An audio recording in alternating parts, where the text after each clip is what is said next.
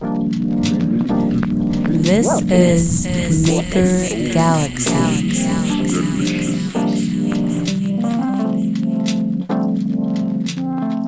We're always talking about the future of design, the future of technology, the future of making. In a world where swimming pools can project live feeds of some of the world's most premier diving spots for a fully immersive virtual reality experience. A world where smart homes will be able to be controlled by emotions rather than smartphones. How do we find the next big thing? MakerGalaxy is a show that explores the crossroads of design, technology, and the future of making.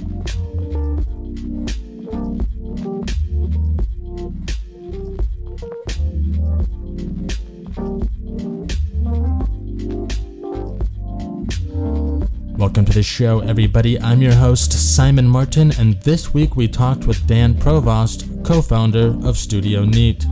Dan and his business partner Tom Gerhardt started Studio Neat out of the success of their popular Glif Kickstarter project back in 2010. Nearly 5 years later, the two have built a successful product design studio that uses Kickstarter as their funding platform. We'll talk with Dan about everything from how he and Tom approached the product design process without a formal product design education, how they quickly learned how to use CAD and rapid prototyping to speed up their development process, what they have learned after using Kickstarter multiple times, and more. Today's episode is brought to you by the Objet 500 Connects 3 from Stratasys, the world's only color and multi-material 3D printer. Offering incomparably brilliant and consistent colors, plus transparent colors, the Objet 500 Connects 3 lets you create the most true-to-life modeling possible. Find out more at stratasys.com. Welcome, Dan. We'll get into Studio Neat in a little bit, but before we do, we want to know, where can we find the best cheeseburger on earth and what makes it special? Oh, geez, I wasn't expecting that.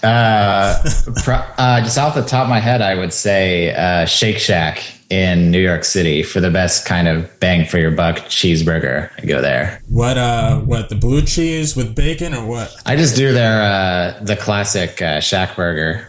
Awesome. With a chocolate milkshake to wash it down. Of course. Excellent. So let's start from the beginning. Who are you, Dan? And can you tell us a little bit about your background and how you got started developing products? Sure. So my name is Dan Provost. I grew up in Texas and went to school at Texas A&M University. And I studied environmental design there, which was in the School of Architecture. And that program was kind of interesting because it kind of had two tracks where you could either continue doing architecture or do what they called a visual studies track, which was more like visual design and computer animation and things like that. So that's the path I took, I was kind of interested in just more of a general design rather than straight architecture. And so my good friend and now business partner, Tom Gerhardt, was also in that program. So that's where we kind of became friends. And so after graduating, we both decided to just go straight into grad school. And we both got into schools in New York. Tom went to the ITP program at the Tisch School in NYU. Nice. And I went to Parsons in their design and technology program. So we both we rented a U-Haul and made the drive up to New York, and were there for grad school for 2 years.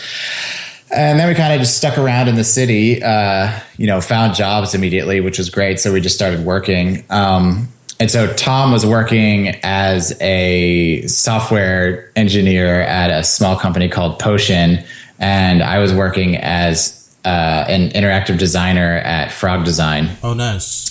Yeah. And so we were both working for about a year, a little longer. And then we got this idea for a little tripod mount for an iPhone. And that's when we started, kind of working together on this idea that would eventually become the Glif. Totally. So what sort of projects did you work on in school or soon after graduating from grad school, I mean, what were you more in the realm of industrial design with your visual stuff, or I mean, what all were you doing? Yeah, so I wasn't really doing industrial design at all. Neither Tom nor I studied industrial design specifically, and Tom in his school projects dabbled in physical things much more than I did. So when I was in grad school, I was kind of pursuing more of a narrative path. So I was interested in, filmmaking and animation and things like that. And then towards the end, I started kind of swaying towards interactivity. So my thesis was, kind of an attempt at, interactive narrative and ARGs and things like this, and how those two things can be combined. But towards the end, I was becoming much more interested in interactive design. So that's actually what I ended up doing at Frog. I was a UX designer, so I worked mostly on mobile applications for Nokia almost entirely the time I was there. Awesome. And so I know you dove into this partnership situation with Tom, but can you tell us a little bit more about how this partnership came to be and ultimately what each of you bring to the table, kind of adding on to what you just said? I mean, you guys seem to have a really tight partnership, so I'm just curious to know like how that came to be. Totally. Yeah. I mean, we're really good friends. I mean, I was the best man at his wedding. Okay. So, we've known each other. We actually went to the same high school in Round Rock, but we didn't know each other then and didn't become friends until college. But yeah, we've just been really tight. And we were, when we were working in New York, we kind of always, thought it would be cool to work on something together, but didn't really have any ideas. And then at the time, he and his wife were actually living in the same apartment complex as me and my then girlfriend, now wife. They were living 4 floors above us in like an identical floor plan apartment. And so I had this idea for, hey, what about like a tripod mount for a Glif or a tripod mount for an iPhone? That seems like that would be useful. And Tom was like, yeah, totally. Let's work on that. So, in the evenings after work, he would just, come down the stairs 4 floors and we would, sketch out ideas and work on it like that. So that's kind of how it started. And in terms of our skills, I think it's just really fortunate that we have really complementary skill sets. So the easy way to explain it is I'm kind of more front end and Tom is more back end. So he kind of handles the more technical stuff. He does the 3D rendering, and if we're doing software, then he's doing the programming. And my side is more of kind of the storytelling and the kind of conceptual side. And then for software, more of the design and UX side. So it's actually, we didn't plan it that way, but sometimes I'm amazed by how complementary our skill sets are. Totally. And so I know you got into the Glif a little bit, but for those who are listening, what is the Glif and how did you guys even begin to create it? Sure. So the Glif is a tripod mount and stand for the iPhone. And so it's basically just, at least the first incarnation of it was just a little piece of plastic that kind of clips onto the corner of an iPhone, and it has a metal tripod thread in the bottom of it, so you can, mount your iPhone to a tripod for taking pictures and videos. And then it also has a little notch cut out of it, so you can also use it as a little kickstand to kind of prop your phone up at an angle if you're, watching a movie on the plane or FaceTiming with someone or what have you. So this idea basically came about right when the iPhone 4 was released, I think in June of 2010. And it was the first time where the camera on a cell phone was really impressive. And for me, it was actually the best camera I'd ever owned. I'd never had a DSLR. It was all just point and click cameras. So this thing I was carrying around in my pocket was actually the best camera that I'd ever owned, video and still.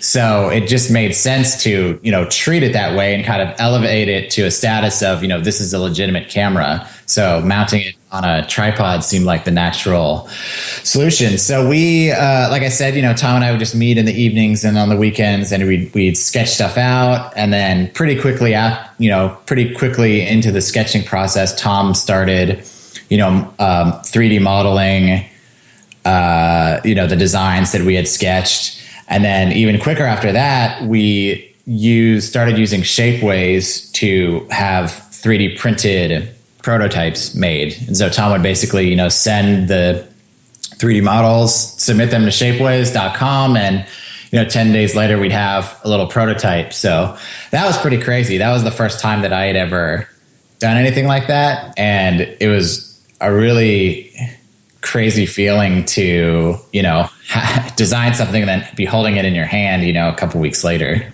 Exhilarating. Yeah, definitely. That's the right word. And so which 3D modeling program was Tom using, and did he just kind of teach himself in a matter of days? More or less. So he was using Rhino at the time, and that was, I don't know if it still is, but at the time they had like a free trial version for the Mac. Oh yeah. It's typically a pretty, expensive software package, but they had like, free beta testing on the Mac. So that's how he's able to use that. And, as far as I know, he's pretty much self-taught, in terms of 3D. I mean, we did some of that stuff in school, but, for the most part, self-taught. So this is pretty amazing. You guys went from basically having zero product design to some extent or another, at least in the realm of hardware knowledge, to creating 3D models and ultimately getting prototypes cycled back to you from Shapeways and back to your apartments, and then reiterating on those and doing it over and over again. So you then launched a Kickstarter project, which this is all stuff that even professionally trained industrial designers still can get caught up with and have no idea where to start in terms of a crowdfunding campaign. So your Kickstarter video for the Glyph was one of the first that I can remember that I thought really communicated what the product was all about. So after you had the final Glyph model, could you tell us a little bit more about how you guys approached your Kickstarter campaign? And I mean, there were just so few examples to compare yourself to. How did you guys develop that narrative, so to speak? Yeah, that's true. At the time, there weren't many product design examples on Kickstarter that we could pull from. We definitely, scoured the site and used the existing projects that were there to try to learn, the best way to communicate.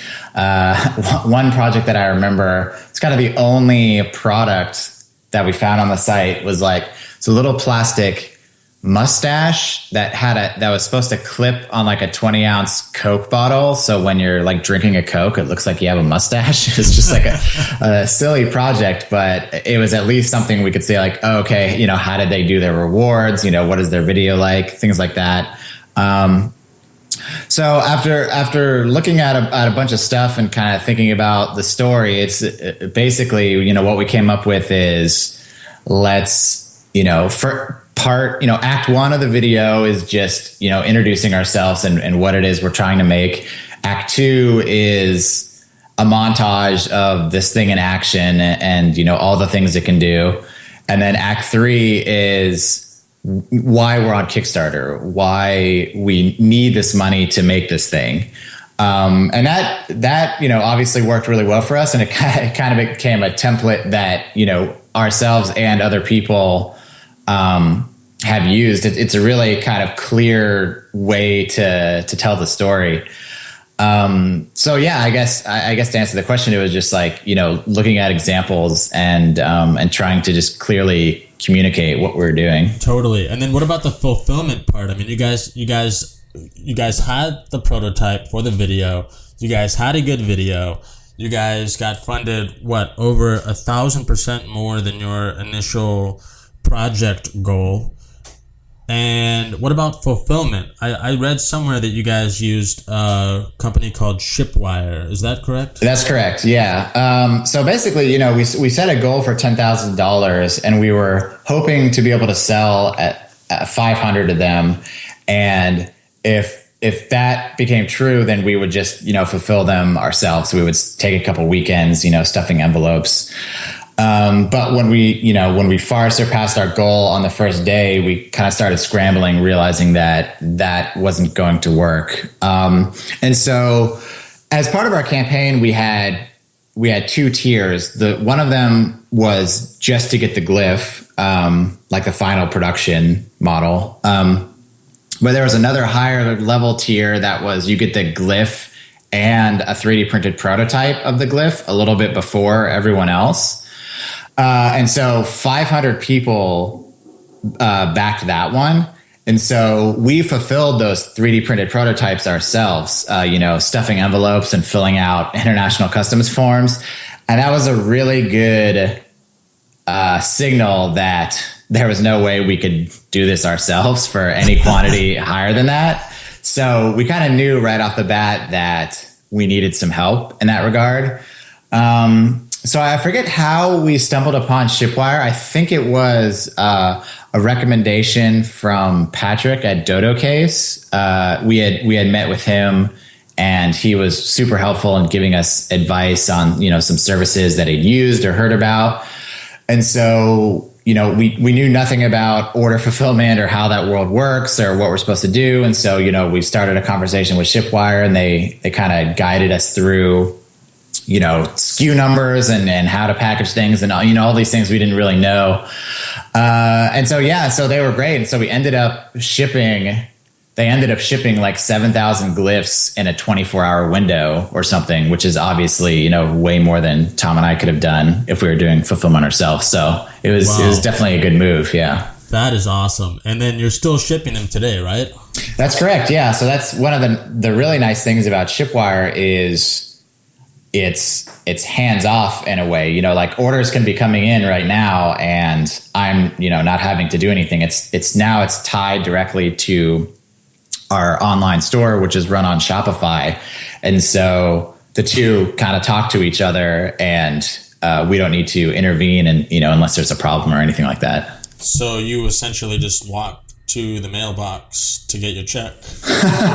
Yeah, not even that. It just comes in digitally. So, well, that's definitely inspirational. And so that led you, probably with a heavy dose of motivation, about a year later, to launch another Kickstarter campaign in the form of a wide-gripped stylus called the Cosmonot. So what did you guys learn from the Glif campaign that helped shape the Cosmonot campaign? And what is the Cosmonot? Yeah, so the Cosmonot is, a stylus for touchscreens, most typically the iPad.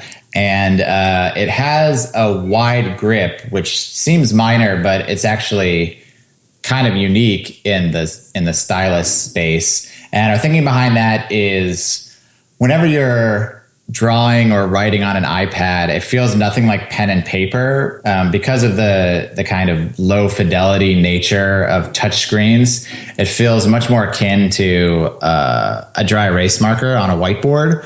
So we felt like the stylus itself should feel like kind of a big fat marker instead of a pen or a pencil, because that's just what it feels like to draw on the screen. So that's kind of the design thinking behind it. And so, just to rewind a little bit. So the Glif campaign was over, and we were kind of already thinking of our next project. And Tom and I were still working full time at our jobs. Like we hadn't quit yet and gone full time Studio Neat. So it was when we launched the Cosmonot campaign 6 months after the Glif campaign, and it kind of blew up in the same way that the Glif did, that we decided, okay, we need to go all in with Studio Neat. And then you guys launched into a book on your experiences called It Will Be Exhilarating, in which you go more in depth into the journey of creating 2 successful Kickstarter projects and opening up a profitable design studio. So can you tell us a little bit more about this book? Sure. The impetus for the book was basically a blog post that I wrote right after the Glif campaign ended, and I think it was called "Idea to Market in 5 Months," and it was just the kind. I tried to trace the entire journey of Tom and I getting the idea and iterating through it and doing all this 3D printing stuff, and then Kickstarter and our whole experience there. And so we just kind of laid it out all on the table, and we're kind of totally transparent in the whole process of bringing a product to market. And it was really well received. People really seemed to like it and get inspired by it and learn a lot from it. So after doing that a couple more times, we thought it might be cool to, basically just expand that into a book and kind of flesh out some of the sections and add new things that we'd learned. And so that's basically what we did. And I think the main thing behind it is there's something really cool about this kind of movement. I don't know how you want to categorize it. All this kind of independent entrepreneurship is everyone's really open and willing to share things.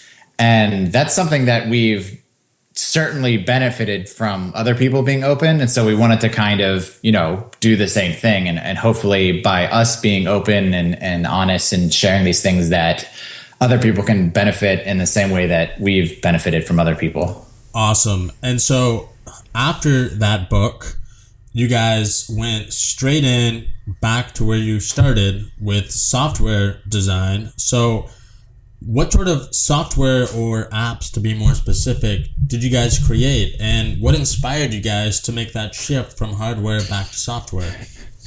Yeah, I think the software thing was just kind of our natural inclination. It's kind of weird that we started with hardware, given that, we were doing software design prior to all the Kickstarter stuff. So kind of felt like the natural place to go next.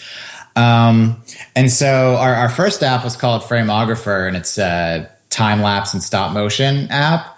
And so basically, it came out of the same place that all of our other products came, where, we were addressing a need that, we didn't feel was being met by what was currently in the market. And so, that app creation kind of has its own story. We originally thought we could just design it and kind of hand it off to developers to build it, but that ended up being problematic. So basically, Tom is a programmer, but he didn't know Objective-C at the time. So he just, learned Objective-C, and we ended up just bringing the development back in-house. And so that, the thinking behind the Frameographer is that, it kind of creates this little ecosystem with the Glif, and that, the two are kind of meant to go together, right? Like stop motion and time-lapse movies are much improved when they're shot from a stable camera. So, a tripod mount for an iPhone and then an iPhone app for making those things. It makes sense for the two to go together. So that was our first app. And then a little while later, we did our second app, which was kind of a total out of left field thing. It was called Simple Bracket, and that was for filling in NCAA college basketball brackets, and then doing pools with your friends. And so that kind of came out of, again, using sites like Yahoo and ESPN and them being pretty crummy experiences for doing this kind of college basketball bracket thing. And so we took it as a design challenge. What is the best way to display a 64-team bracket on a tiny iPhone screen? Like how it seemed like a fun interface challenge. And so once we kind of figured out this idea of this, kind of compressing bracket idea, we just kind of took it from there and like, we should build this out and make it. So that one was kind of an odd one. And we ended up doing a Kickstarter for that, just, as an experiment, can you kickstart software? And that was fun. It was really stressful, like actually running running something that is both time sensitive and relies on, servers behaving and things like that. So that was a tricky one, and we've only done it 1 year, just because it's so much work and it doesn't generate really any revenue. It's kind of a loss leader in that regard. And so we haven't brought it back. But that was kind of a fun, out of left field thing. And then lastly, we made an app called Slow Fast Slow, which is just a simple app for doing slow motion videos. And it basically takes advantage of the iPhone's 120 frames per second camera. And so that was kind of a little simple thing that we just did for fun. But it kind of, just to sum up, kind of at this point, basically what we've learned is it's really hard to make money in the App Store. So we do these apps kind of as fun diversions, and you can maybe even argue, they're brand building a little bit. But we don't build them with the expectation of them being, a revenue stream on par with our hardware stuff. Definitely. And that kind of leads into my next question, which was, how would you compare the design process all the way from concept to fulfillment between developing hardware and developing apps? Yeah, I mean, there's a lot of similarities, but there's definitely a lot of differences too. One thing that is satisfying with software, and why I think we're continually drawn to it, is the amount of control you can exert. You literally have, pixel precision and what the design looks like and how it turns out and how it behaves for the most part. So that, for a designer, it's very satisfying. Whereas the field of industrial design is kind of an exercise in compromises, right? Like you can't just fabricate anything. You have to understand material constraints and manufacturing constraints and all these little things. So it's kind of more of a dance in that regard. Whereas software, I feel like you can kind of get much more closer to what you're envisioning. And so, but they both have their trade-offs. There's something super satisfying about, getting a physical, finally, making something and holding it in your hand. There's something really satisfying about that.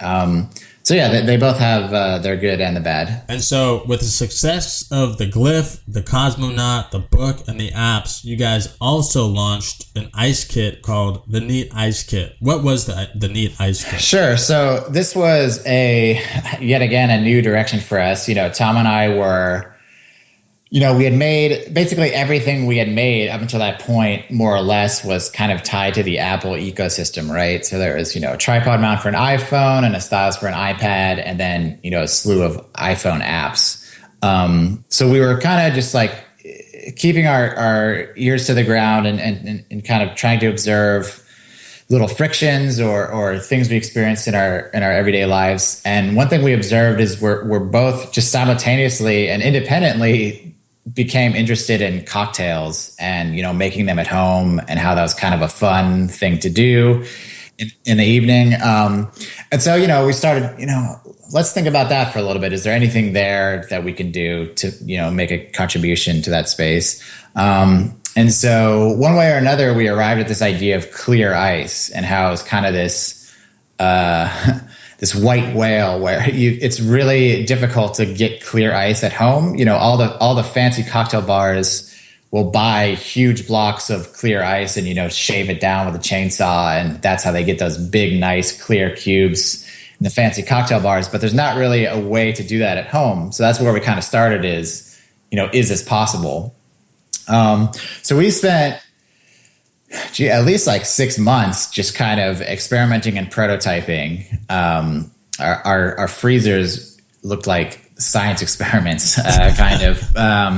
And so we kept, iterating and iterating, and we finally arrived at what is now known as the Neat Ice Kit. And so basically what it is a kind of rectangular silicone container that is surrounded on all sides in the bottom by insulating foam.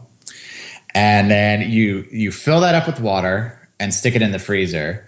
And the idea is because it's insulated on every side except the top, it freezes directionally from the top down instead of from the outside in.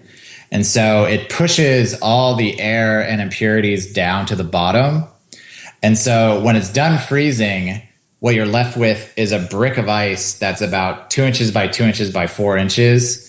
And the top half of that brick is completely clear, and the bottom half is where the kind of cloudy portion of the ice has been pushed down to.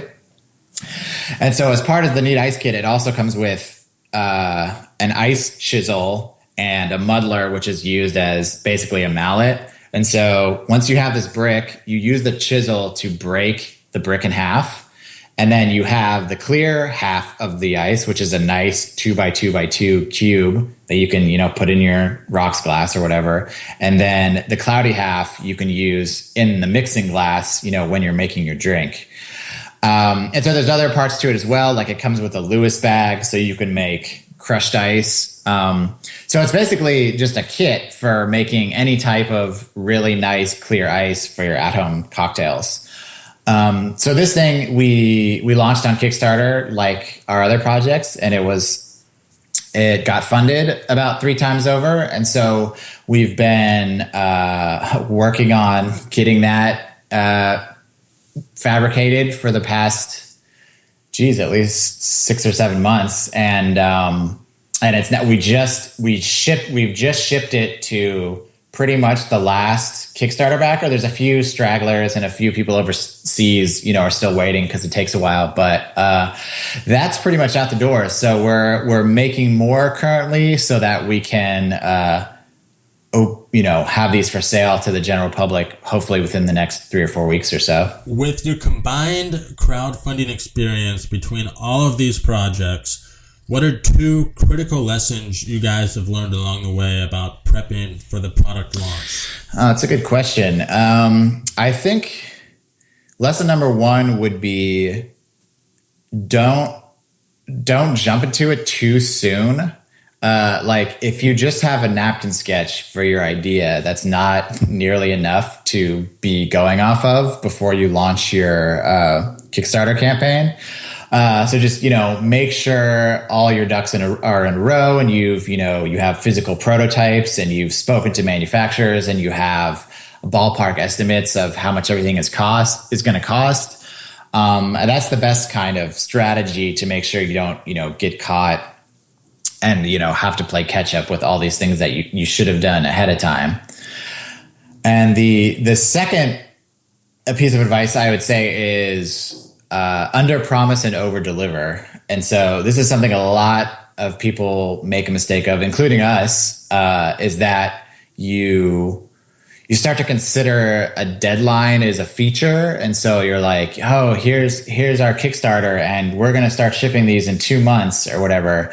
And then as you get into the manufacturing process, you realize that goal was way too ambitious, and there's any number of problems that can arise during manufacturing. So we found the best strategy is just to choose a delivery date that is way in the future, and then hopefully you can over deliver if you're able to beat that deadline. Totally. And so whether it's software or hardware, you guys seem to be on a product development snowball with no signs of slowing down. So where do you guys see Studio Neat in the next few years, and what sort of projects might you dive into next? Yeah, it's a good question. I mean, it's funny because we don't have any crazy long-term plans. Like the way we think of things is we just want to keep doing what we're doing, basically. So keep coming up with new ideas for stuff and then executing those ideas.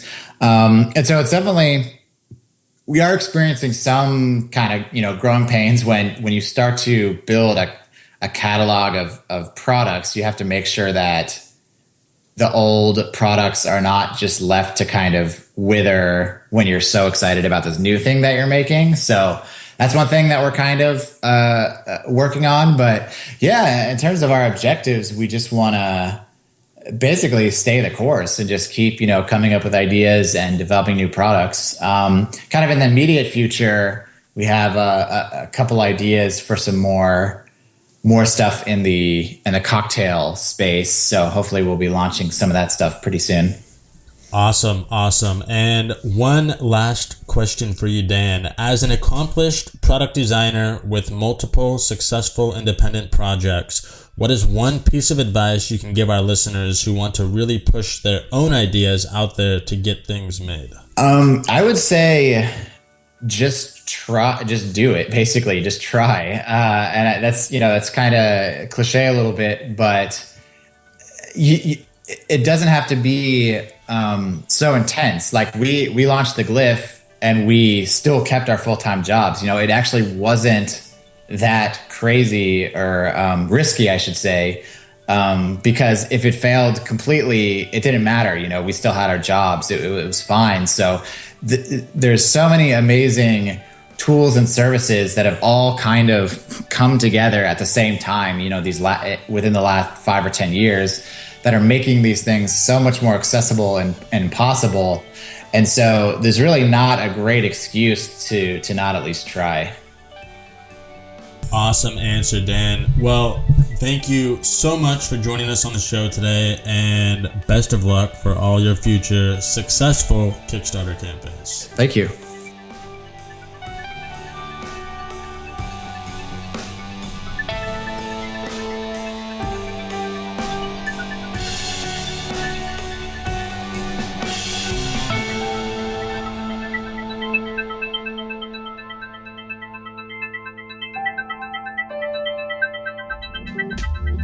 Today's episode was brought to you by the Objet 500 Connects 3 from Stratasys, the world's only color and multi-material 3D printer.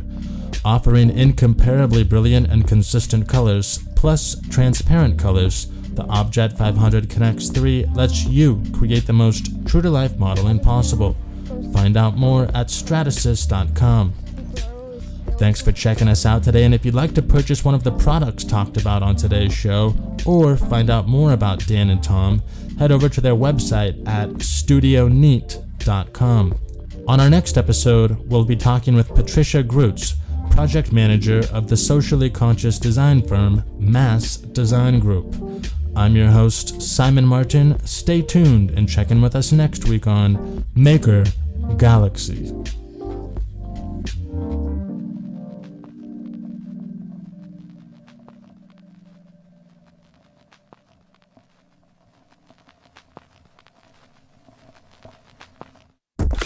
A production of EBD Media.